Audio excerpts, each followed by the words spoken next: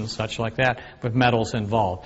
Now, I also get Composite Magazine, and I read some of the latest stuff that's being done. Right now we have tubes, and these tubes have the matrix of what we would call DNA, but it's not DNA, it's the matrix of molecular structure, and the tubes are grown, and they're going to use them to make giant domes with, and they're self-healing. So yes, we're already there. See what reverse engineering does? It's the darndest thing. Yes, the ship, my dad says in the book, as soon as the little EB came out of the influence of the field of the ship, he began dying. He was propagated on the electromagnetism of the ship in the revolving 6 layers of fields. Yes.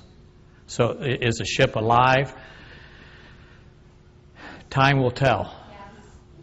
Yeah. I would say that if, you know, okay, Dad.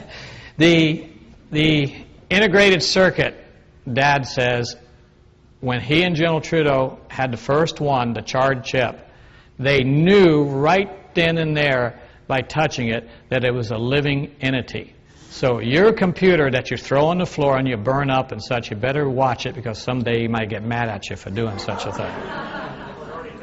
Yes.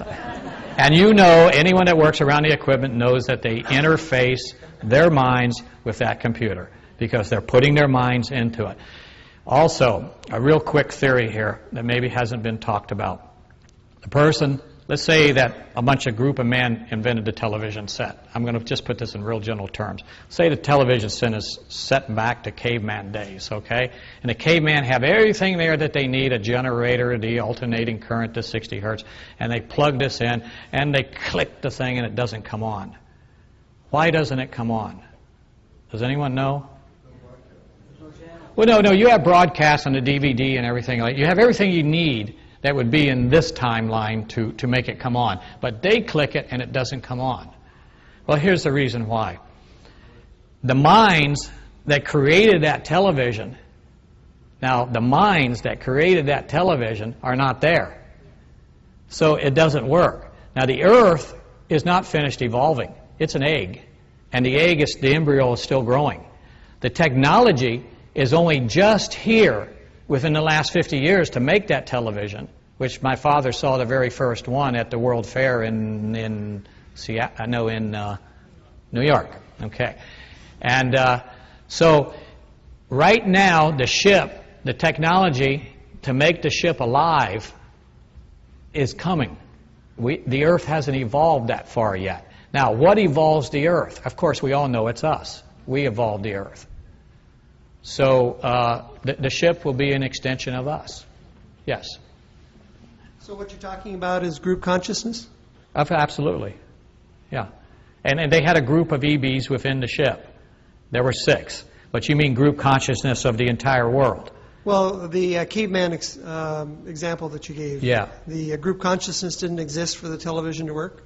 No, it's that the people that made it with their minds, that invented everything, because at that time the Earth had evolved 50 years ago enough to make television. Could television be made prior to that? No, because all the matrix were not there from those people's minds that invented the television.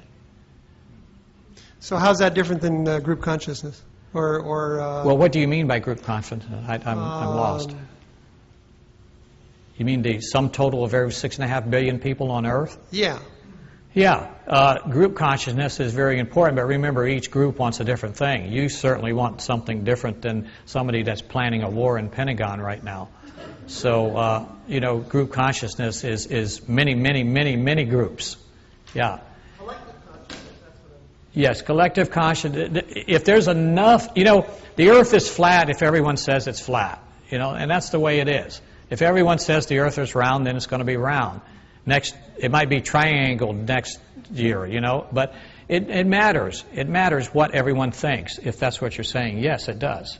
Most definitely. I often feel that way about airplanes. They only work because we have a group consciousness that says they work. Yes, and the man that put, when I'm building an airplane, I got to stand again. Am I messing your camera up? When I'm building an aircraft, at a certain point, it becomes alive. And I don't know where that point is, but it's just all of a sudden it becomes a living entity to me. And I love it. I love it as much as I love my wife. She says I love my cars more. She goes, but that's a man thing. You just have to be a man to understand that part of it. We like shining and curves, and we'll rub the women once in a while, but, you know. Yes, sir. This question is a time warp question. Time what? Time warp. Warp, okay. Okay. You mentioned God a few minutes ago and said God didn't create us in such and such a way. Correct? Yes. In your father's experience with this different type of encounter of reality, did he become an atheist, or did it affirm his religious belief? And what is the role of religion in all of this? Well, it's very big in all of this. Very big. If you noticed last night when the fellow was channeling, I got up and asked a question, can I have one of his ships? And he said, come get it. Then I asked him if he was a pilot, because if he's a pilot, you know, he should bring it to me. But anyway, I didn't go that far. But yes, I said benevolent.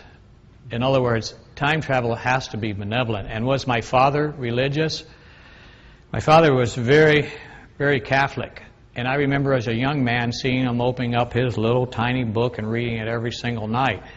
Then he quit entirely for some reason, for years.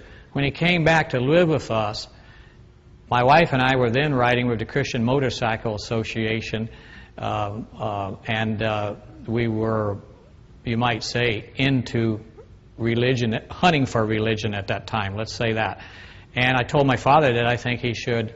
I said, Dad, I always appreciated you for what you did by reading a little book, and he started it again.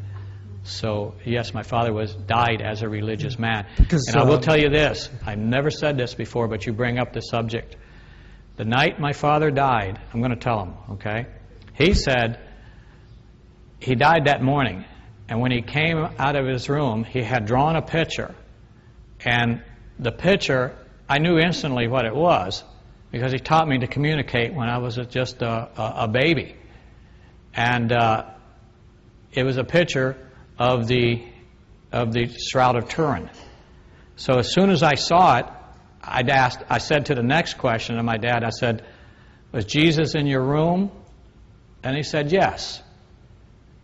And he also said that I'll be back when he died. His last words out of his mouth said, for me to go to work and that he would be back. I've never said that before. Yeah, the reason why I brought that up... We couldn't say it before. Yeah. The reason why I brought the subject of religion is because the ancient scriptures of Hinduism has all the details on these flying UFOs. My dad talked about them all the time. Yes, the Vimaris. Yeah. So I think in exopolitics, if you can project into the future, I don't know who, after each of the world civilizations rises and falls, and I don't know how long America can stay at the peak, at the top. We're past it.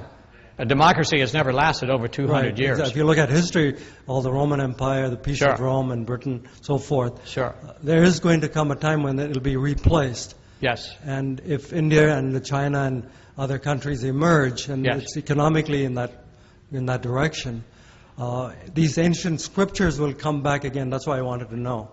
Well, my father, every night when he would go to sleep, when he was living with us in the last 3 years, I would go in to wake him up, and he'd wake up with a smile, kind of a strange smile on his face. And I said, oh, you've been at it again, huh? Where'd you go tonight? My father was one of the #1. In fact, he helped Al Puthoff design remote viewing. He was very strong at that, extremely strong at that. So at being an intelligence officer, it helped a lot. He did a lot for peace, and he did it mentally, with his mind, a lot for peace. Yes, he was the strangest man I ever knew.